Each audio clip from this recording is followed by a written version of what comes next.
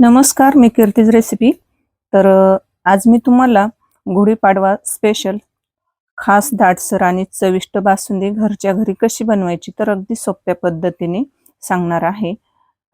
बासुंदी बनवायला दूध खूप वेळ आटवावं लागतं, पण या सोप्या ट्रिकने तुम्ही फक्त अगदी 10 ते 15 मिनिटात बासुंदी दाटसर बनवू शकतात. गुढीपाडवा हा आता सण लवकरच म्हणजे जवळ आलेला आहे, तर ही रेसिपी नक्की ट्राय करा.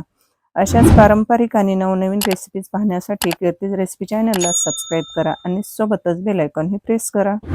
चला तर मग इथं आपल्याला बघा 1.5 लिटर दूध घ्यायचं आहे. आता हे आपल्याला फुल फॅटचं म्हशीचं दूध घ्यायचं आहे. कारण कसं दूध जास्त वेळ आटवायची गरज पडणार नाही. आणि मी तुम्हाला महत्त्वाची ट्रिक एक वापरून म्हणजे ही बासुंदी बनवून दाखवणार आहे. तर बघा इथं आपल्याला जाड बुडाची कढई घ्यायची आहे. तर इथं मी कढई घेतलेली आहे आणि त्याच्यामध्ये सर्वात सिक्रेट एक ट्रिक म्हणजे थोडंसं आपल्याला 2 ते 3 चमचे पाणी कढईमध्ये टाकायचं आहे आणि पूर्ण कढईला ते पाण्याने असं फिरवून घ्यायचं आहे. नंतर कढईमध्ये आपल्याला हे दूध घालायचं आहे. आता हे दूध आपल्याला सुरुवातीला काय करायचं, दुधाला उकळी येईपर्यंत आपल्याला हाय फ्लेमवर हे दूध सतत हलवत राहायचं आहे. आता जवळच गुढीपाडवा आलेला आहे. आता बऱ्याच ठिकाणी काय होतं, गुढीपाडव्याला ना पुरणपोळीच्या ऐवजी बासुंदी, श्रीखंड बनवला जातो. तर बघा दुधाला चांगली उकळी आलेली आहे आणि उकळी येईपर्यंत मी गॅस हा वाढवलेलाच म्हणजे हाय फ्लेमवरच दूध तापवलं आणि उकळी आली की काय करायचं आहे, आपल्याला मध्यम गॅस करायचा आहे आणि दूध आपल्याला सतत हलवत राहायचं आहे. आता सुरुवातीला जी आपण एक ट्रिक वापरलेली आहे, कढईमध्ये थोडंसं पाणी घातलेलं होतं. त्याने काय होतं, जे आपण बासुंदी बनवणार आहोत, तर दूध आटवत असताना कढईला अजिबात चिकटणार नाही. त्याच्यासाठी आपल्याला अगदी 2 ते 3 चमचे पाणी घालायचं आहे. आता सतत दूध आपल्याला 10 मिनिट हे हलवत राहायचं आहे आणि जास्त वेळ दूध आपल्याला आटवत बसायची गरज नाही.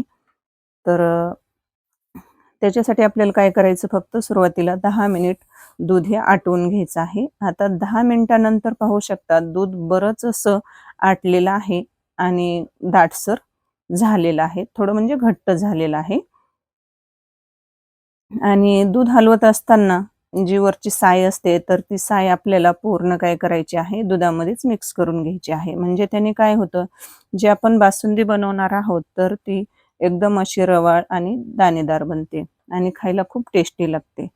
आता बघा दूध बऱ्यापैकी आटलेलं आहे. आता नंबर 2 इथं सिक्रेट ट्रिक आणखी एक वापरायची आहे. ते म्हणजे काय करायचं आहे, आता इथं 1.5 लिटर दुधासाठी 1 चमचा कॉर्न फ्लोअर घ्यायचा आहे आणि ते आपल्याला थंड दुधात काय करायचं, 2 चमचे दूध घ्यायचं आहे आणि त्याच्यात ते कॉर्न फ्लोअर आपल्याला चमच्याने असं मिक्स करून घ्यायचं आहे. ही सिक्रेट ट्रिक्स वापरायची आहे.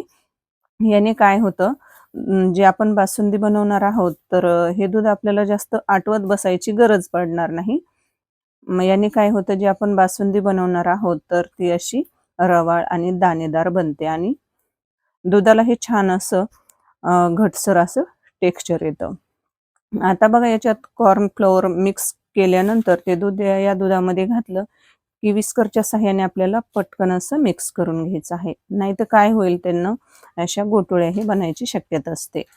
आणि सतत आपल्याला परत 2 ते 3 मिनिट आपल्याला हे मिक्स करून घ्यायचं आणि नंतर बघा 1 चमचा गरम दुधामध्ये मी केशरच्या 4 ते 5 काड्या घातल्या होत्या. त्या दुधामध्ये भिजण्यासाठी ठेवल्या होत्या. ते दूध याच्यामध्ये घालायचं, त्याने आपल्या बासुंदीला छान असा रंग येणार आहे. आता बघा दूध आटवलेली कढई आहे, तर साईडच्या गॅसवर ठेवलेली आहे. गॅस एकदम मंद करून आणि दुसऱ्या गॅसवर बघा मी छोटा एक पॅन ठेवलेला आहे. त्याच्यामध्ये 1 चमचा साजूक तूप घालायचं आणि इथं मी काही ड्रायफ्रूट म्हणजे कट करून घेतलेले आहेत, काजू, बदाम, पिस्ते. आता ते आपल्याला काय करायचे आहेत, तुपामध्ये मंद गॅसवर आपल्याला कुरकुरीत होईपर्यंत तळून घ्यायचे आहेत आणि गॅस हा आपल्याला मंदच ठेवायचा आहे. आता इथं बघा थोडेसे सोनेरी रंगावर आपले हे ड्रायफ्रुट्स म्हणजे तळून झालेले आहेत. आता ते आपल्याला एका डिशमध्ये काढून घ्यायचे आणि त्याच कढईमध्ये पॅनमध्ये बघा आणखी एक आपण नंबर 3 सिक्रेट ट्रिक्स वापरणार आहोत. ती म्हणजे आपण बासुंदीमध्ये अख्खी म्हणजे साखर टाकणार नाहीयेत. तर ही साखर आपण काय करणार आहोत पॅनमध्ये मेल्ट करून घेणार आहोत. आता ही साखर मेल्ट करून कशामुळे घ्यायची? तर जर तुम्ही ही साखर अशीच बासुंदीमध्ये टाकली तर बासुंदी ही काय होते एकदम अशी पातळ होण्याची शक्यता असते. त्याच्यामुळे आपल्याला साखर ही मेल्ट करून घालायची आहे बासुंदीमध्ये. त्याने आपला जो बासुंदीचा म्हणजे टेक्स्चर आहे तर ते टेक्स्चर असं टिकून राहतं आणि दाटसरच राहते. रवाळ बनते, दाणेदार बासुंदी बनते. आता साखर ही बघा चांगली मेल्ट झालेली आहे. सतत आपल्याला असं हलवत राहायचं आहे आणि साखर चांगली मेल्ट झाली की नंतर याच्यामध्ये आपल्याला थोडंसं दूध घालायचं आहे. आता हे दूध आपण कढईमध्ये जे आटवून घेतलेलं आहे, तर त्यातलंच आपल्याला थोडंसं अर्धा कप दूध याच्यामध्ये घालायचं आहे. आणि दूध याच्यामध्ये मेल्ट केलेल्या साखरेमध्ये घालत असताना थोडंसं साईडला आपल्याला थांबायचं आहे, नाहीतर उडून अंगावर येण्याची शक्यता असते. आता ते मिश्रण आपल्याला लगेच या बासुंदीमध्ये घालायचं आहे. साखर जी मेल्ट केलेली आहे, तर ते मिश्रण लगेच आपल्याला या बासुंदीच्या कढईमध्ये घालायचं आहे, म्हणजे बासुंदीमध्ये आणि परत आपल्याला पटकन मिक्स करून घ्यायचं आहे. अगदी सोपी पद्धत आहे आणि खायला तर अप्रतिम अशी चवीची ही बासुंदी लागते. तर नक्कीच एकदा तुम्ही आता कसं जवळच अगदी काही दिवसावरच गुढीपाडवा येऊन ठेपलेला आहे. तर नक्की तुम्ही या पद्धतीने बासुंदी बनवून बघा.